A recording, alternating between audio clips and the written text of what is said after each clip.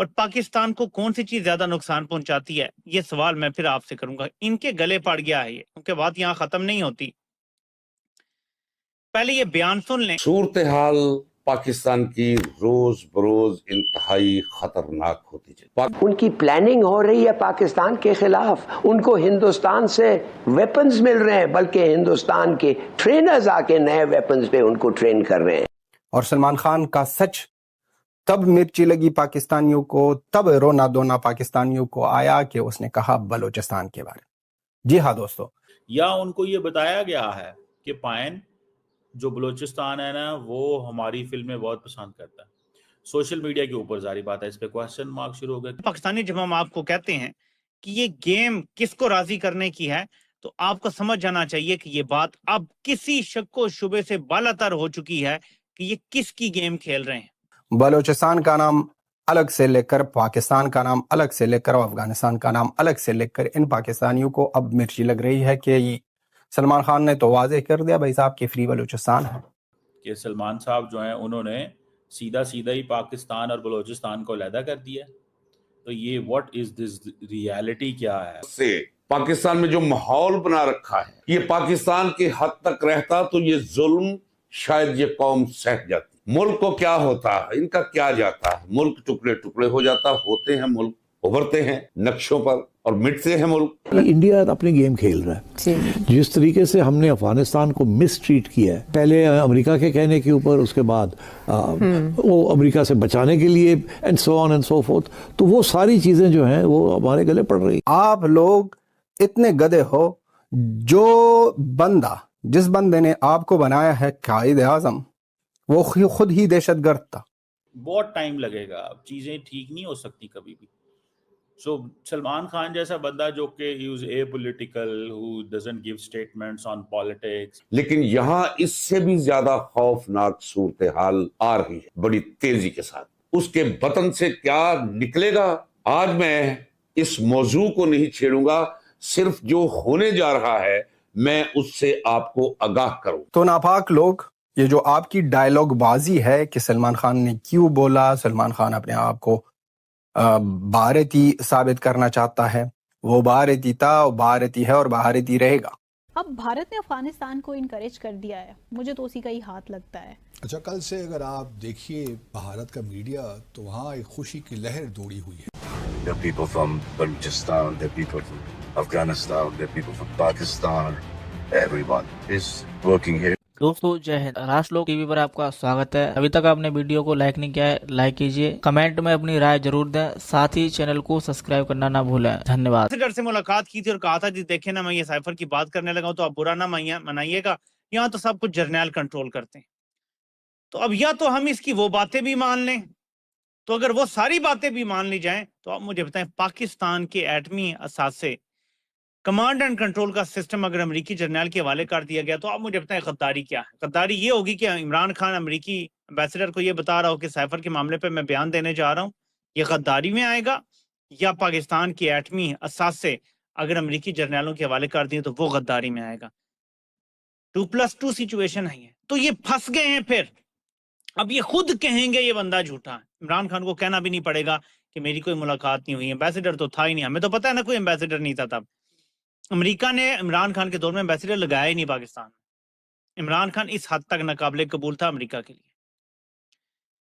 تو یہ کہانی ان کے گلے پڑی۔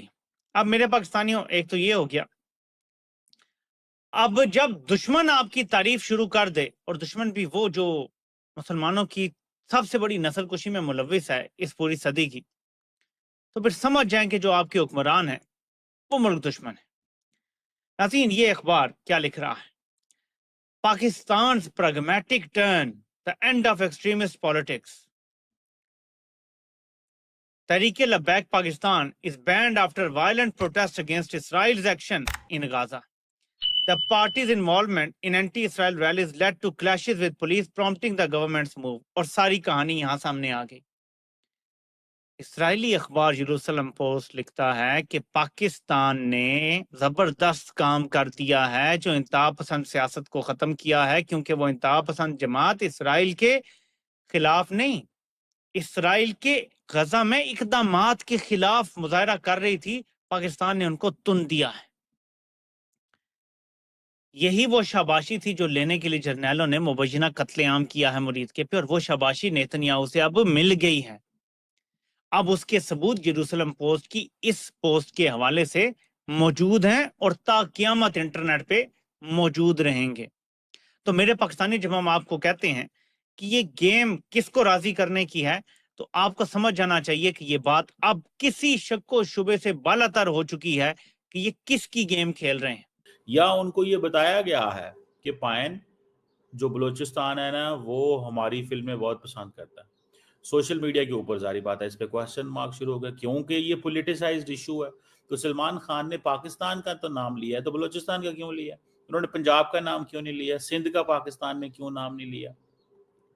So that is something of immense significance here in Pakistan, थोड़ा बहुत है।